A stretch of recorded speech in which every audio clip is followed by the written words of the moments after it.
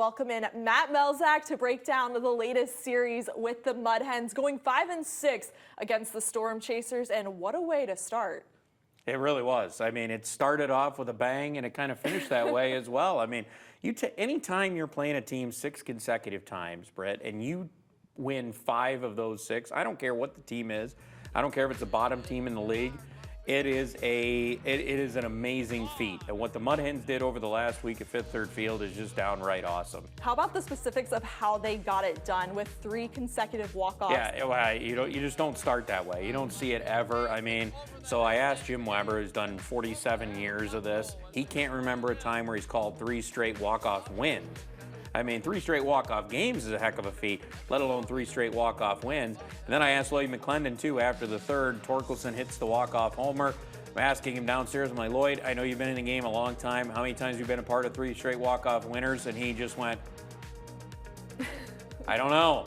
It is something that just does not happen very often, and it's a really cool feat. Josh Lester was one of those guys who was a part of the walk-off victories. Also had back-to-back games with a home run, has a team-leading 21 long balls on this season. How has he been able to maintain that consistency at the dish? Well, he's been a little bit of the little Jekyll and Hyde, actually, when you look at his overall season, Britt, because at the beginning of the year, we weren't talking about Josh Lester. If we were talking about a guy who was fighting to get his average over 200. And then it started to pick up when he got into June. His June average, was, a little better, maybe 220, 222 or something.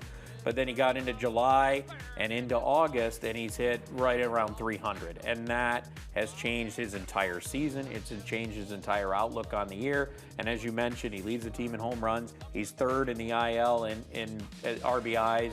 So he's just having a really good year, and a year where you think at some point, especially as the season wears along, that he's probably going to get a look in Detroit. There's so much movement throughout this league. Are there other players, from your perspective, maybe making some waves like Josh Lester?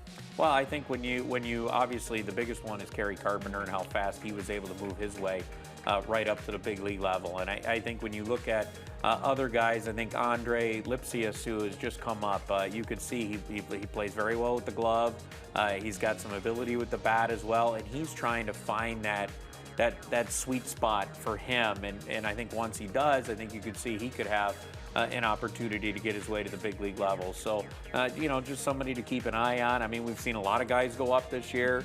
At some points, it's looked like the Detroit Mud Hens, and it might look like that again as we get closer to the end of the season. A lot of transactions. A lot of transactions. It's a good thing Detroit's driving distance. Yes, it is a reason why there's 45 minutes, and there's some players that really know that stretch of highway very well.